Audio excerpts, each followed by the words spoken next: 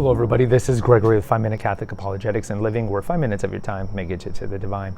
Today we're going to talk about ecumenism and false ecumenism and how the spirit of ecumenism in the 70s and 80s led to generations of ignorant Catholics. Now before we begin, let's start with a prayer. Nomine Patris et Filii et Spiritus Sancti. Amen. Gloria Patri, Filio et Spiritui Sancto, sicut erat in principio et nunc et semper, et saecula saeculorum. Amen. Now, I am 49 years old. So I was born in 1974. I went to a Catholic school my whole life, all the way through Catholic University, Catholic in name only university, I should say. And so I was in the tail end of what I would say was the most turbulent period of most recent Catholic history. And so I have two older brothers. My eldest brother is 10 years older than me. He was born in 64. So certainly he would have seen a lot of the tumult that happened in the 70s and 80s. But for you younger people, you might not be kind of like relate. This might be like real ancient history for you guys. And for you guys who are older than me, you'll certainly remember this. But with Vatican II, 62 to 65, there were some changes, but not like a lot of parochial changes on the parish level. The big parish level changes came in 1970 with the rollout of the vernacular Mass, the Novus Ordo Mass. And we have episodes here on that. And during this time, and you could see it definitely played out, even in going back to the 50s, but certainly in the 60s, the spirit of ecumenism. And so the spirit of ecumenism in the past was the Catholic Church is the true church founded by Jesus Christ. History supports this. Everything supports this. In all charity and all love, you should become Catholic.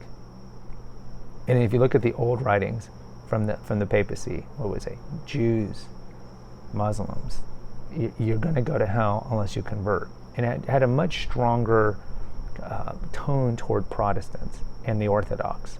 You know, look, the church has always said there's no salvation outside the church, but we have a video in here that this is commonly misunderstood by the large majority of Catholics or Protestants who hear this and get all offended.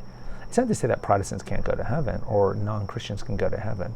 It's saying that Jesus' church and Jesus is what gets you into heaven. So the closer in proximity you are to Christ's true church, Catholicism, the more tools that you have at your disposal and the closer you are to the fullness of the faith.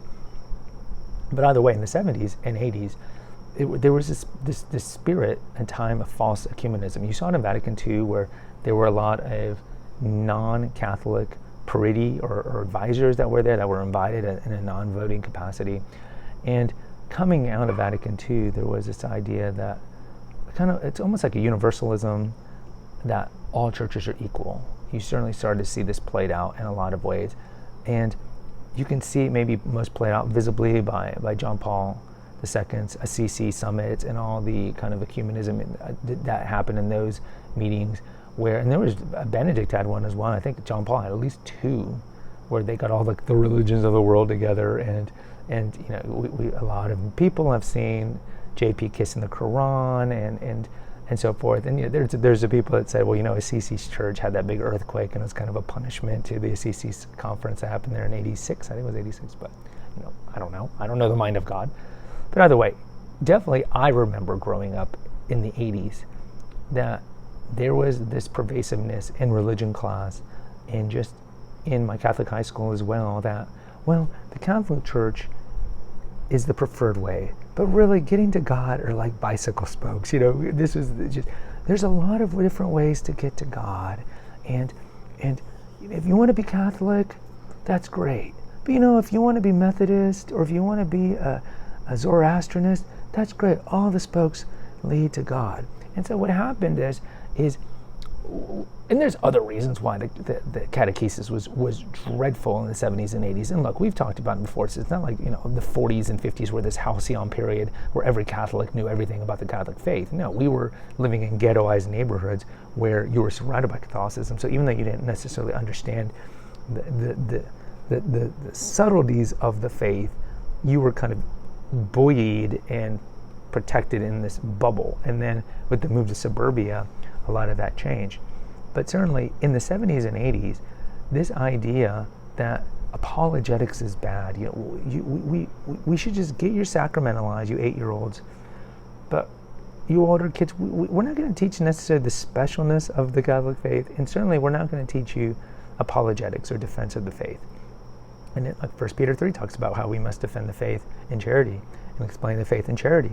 So you saw this generation, like my generation, and I would say a little older generation too, that grew up with no like real knowledge of the faith and no apologetics on how to defend the faith, even if you wanted to, because it was almost insulting to Protestants if you were practicing apologetics, because it was totally in this milieu of false ecumenism that, well, all faiths are equal, and I don't want to offend the Episcopalian, or I don't want to offend the Muslim by saying their faith isn't a true faith. The Catholicism is just preferred.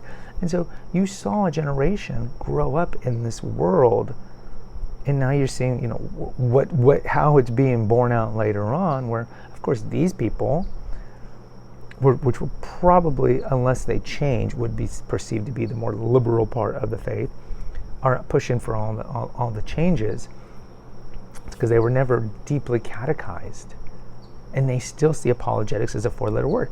I remember going to an outreach center that they were doing retreats, and I was like, I would like to participate, and I would like to do a retreat, a topic, a speech, like 5 tools to help on apologetics.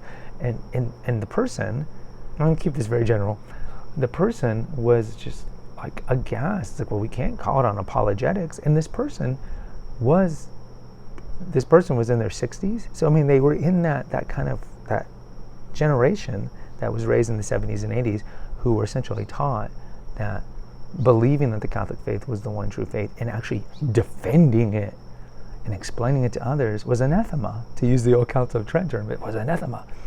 And so you see this borne out now with the older generations and their children. Now, yes, some of their children, and yes, some of them did go more to traditional conservative Catholicism later in their life, and maybe some of their kids did. But look, if you know very little about your faith, how do you expect to pass it on to your kids? We've talked about this in the past. Like, some well-intentioned parents will take their kids to Mass, and they just think through the process of osmosis that they're going to learn everything about the Catholic faith. It just doesn't work like that. You have to put in an attempt. And the number one person who's responsible for their children's faith is the parent. We make this promise in baptism to do that. So understand that, sadly, we've had multiple generations now of poor catechesis. I would say the good news is, and we talked about this, I think, back in September, like, have we reached the peak of, are the worst days behind us? And I would say it is. You do see the parishes changing. You do see the younger priests being more orthodox. You do see the exceptionalism of Catholicism being preached more. And you definitely see a lot more catechetical and apologetical outreach and apostolates out there. So I do think it's changing. But understand, like, there is that generation that's like in their 50s and 60s that were kind of raised in that. And don't be upset with them. This is what they knew. This is what they knew. And I think a lot of it had to do with this idea of false ecumenism that we had back in the 50s, 60s, and 70s. Guys, post in the comments. I'd really love to hear from you. If you agree or disagree, hit the notification, subscribe, and share button. Until next time, take care. God bless.